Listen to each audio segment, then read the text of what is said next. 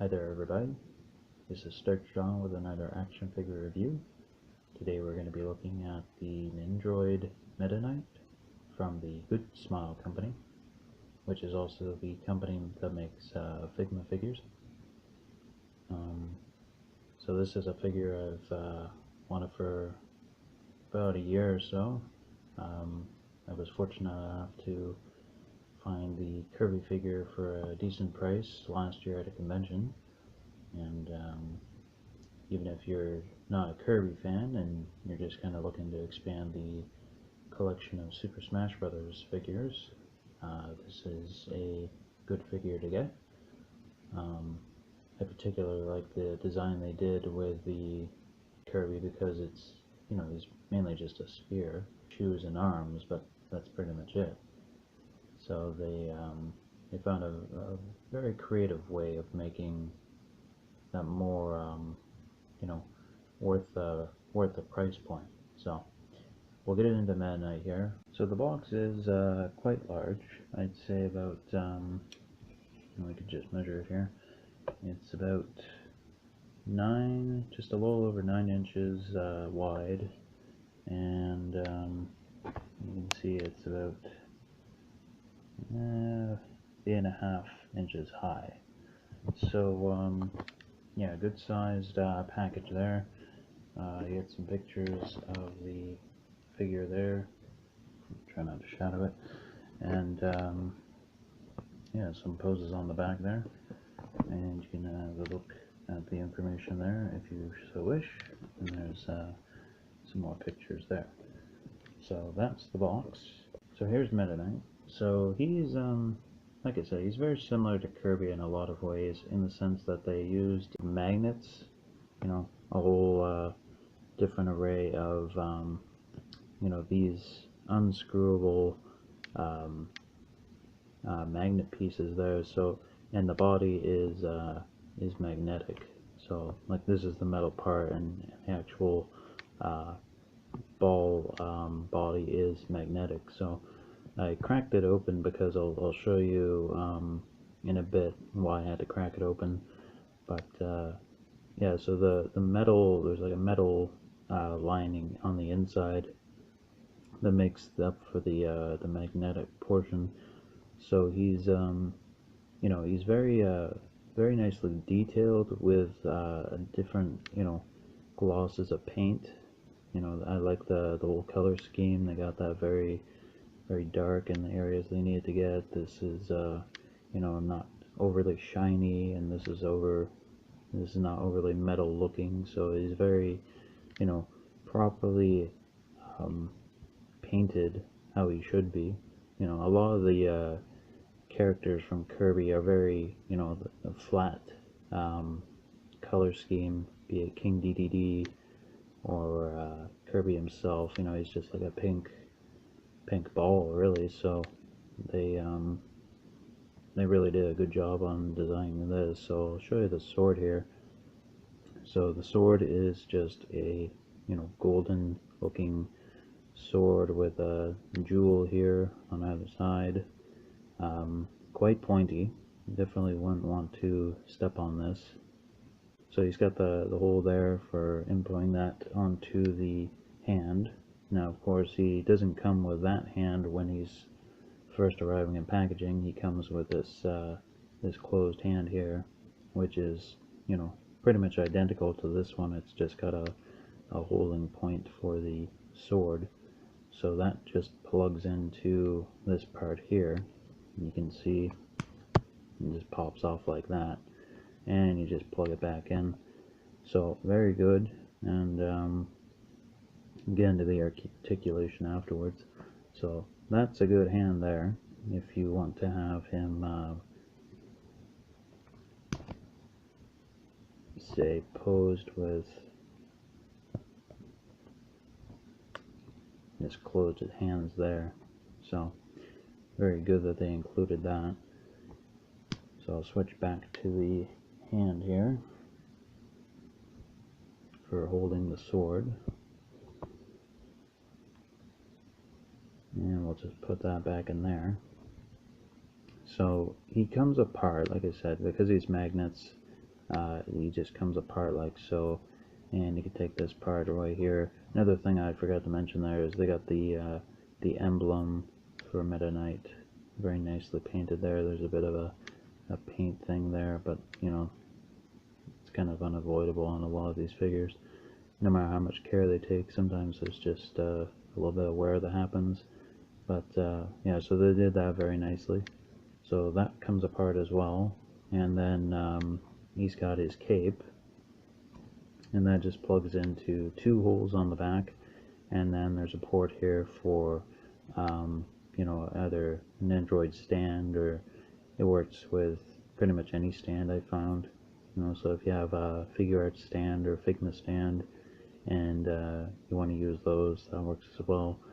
So you got the cape here, and it's made out of you know, kind of a softer plastic down here, you know, and a little bit stiffer on this side, right? But it's mainly not, it's not like flexible. It really, it's only like movable here, so it's not really meant to be posed. It's just kind of like it'll go on him, how you saw. So anyway, so the shoes, you know, they're very nice, very metallic looking, and those again just have like a metal piece there, and they even have designation in case you can't figure out which one you took off. So that's the right foot, because you could always have like that, and he would look a little bit odd. But so that's the left foot and the right foot, right? And you can take those off, and then you have the faceplate, which is just going to, actually it's kind of wanting to undo here, so you can see how it's just you know, two halves to make up the sphere.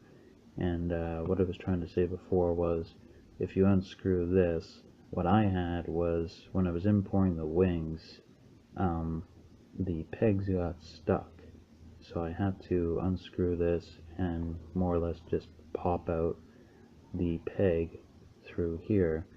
So hopefully that's not a regular thing, but if it is, you know, you just got to get a Phillips screwdriver there and just undo that. So he just kind of, you know, goes back together like so. And the metal plate here is you know, just plugs in through two pegs here onto the main body, and then you have the face plates, which just come out, and they got a nice part here where you can just kind of take that out, right? So that digs out with two pegs there. So all in all, he's you know, very easy to assemble and disassemble.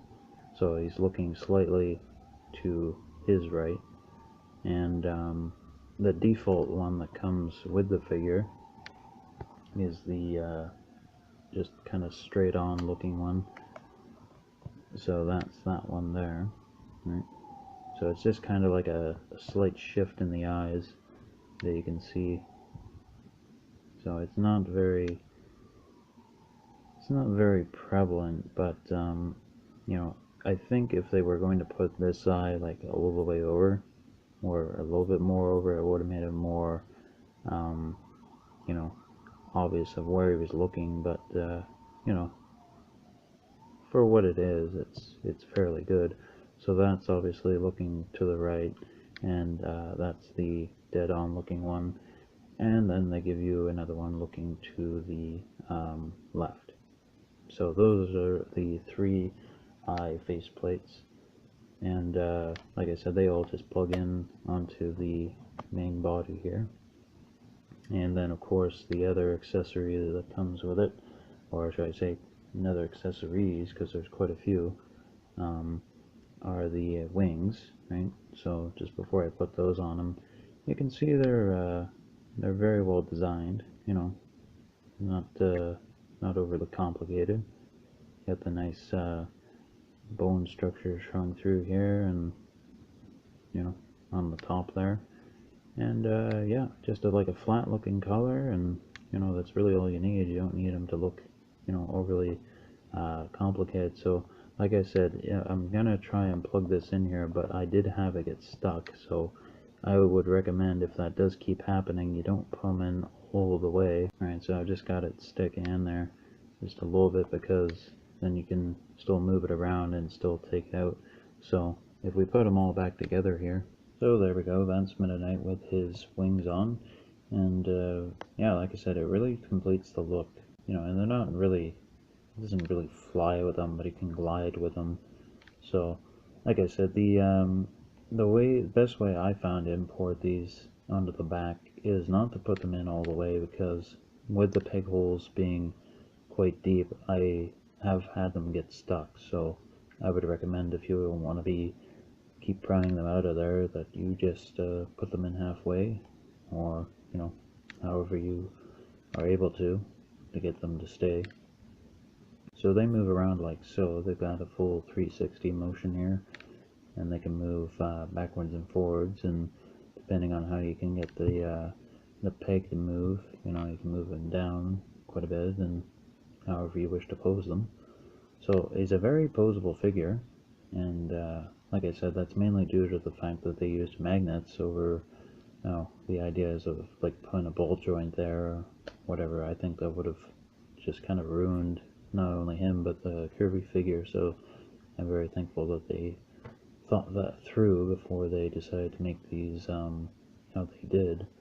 So we'll get into the rest of the accessories here. So as you saw when I first started the review, he's got this quite large effects piece, which is just kind of his blade swooshing, and you know, it's very pearly looking, shiny and partially transparent, and catches the light quite well depending on how it's angled.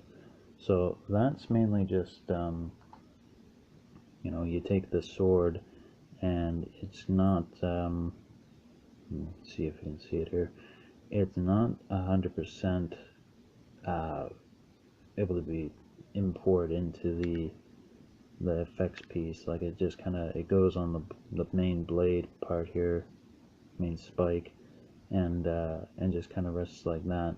But the second you get it like that, it's gonna start to come off. So to counter that, they give you this smaller stand which just kind of fits into one of the grooves on the effects piece, and that does, you know, articulate however you wish. So that's very good how they did that. And yeah, so you would just rest that, you know, on top of there, and you can get into all kinds of different heights. And the other accessories are the stand that he comes with, and like I said, I'm more of a fan of larger stands, particularly for characters that can fly, because I just feel like it gives them more of a, you know,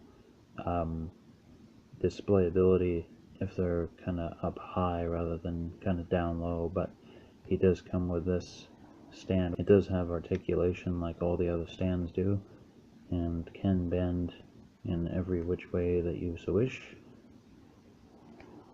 like so. And of course, this being the smaller one, you know, it's got 2 points there. This part comes off. And then of course you have the stand with multiple points in which the stands can be put into, and they give you some additional joints there. So those would be for the wings, and that would be for his hands there. So I'm not a big fan of taking these out of the package if I'm not going to use them right away, because like I said, I have been using them for you know, larger or higher displays on some other stands, and I'll show that briefly. So yeah, I think that these are really good, and I'm glad that they include them. I personally won't be using this stand, you know, regularly for him, but it's nice that they include it. And this is just to show Meta Knight on a figure art stand, which is pretty much just the same. It's got 3 points of articulation on the rod, and then the platform is a little bit bigger, so it does give you a little more weight distribution if you were going to pose him, you know, flying a little bit higher, because he can be a little bit top heavy. So I like using these stands a little bit more than the ones that he's included with. So Meta Knight measures in at just a little over 2 inches. So he's not very tall. He's about 2.5 to the top of the collar on his cape there. And I do have another figure here to compare him with. So that's Figma Zero Suit Samus, and she measures in at about 5.5, roughly. So in terms of scaling with other characters in the Super Smash Bros. Lineup, I think it works quite well. And I think that the only one that doesn't really scale correctly would be the Figure Arts Pikachu. If anyone's seen that one, he seems to be a bit tall. So other than that, I think that the whole lineup of Super Smash Bros. Figures that have come out between Figma and Figure Arts are quite in scale with how they should be. I do feel that the Bowser that came out a few years ago was a bit shorter than I would have liked, but I didn't pick that one up. I ended up having the World of Nintendo Bowser because I feel he's a little bit larger. But other than that, I think that they're doing a good job of releasing all these figures how they should be. So yeah, that's Meta Knight, and hope you enjoyed this review, and stay tuned for more. Thanks for watching.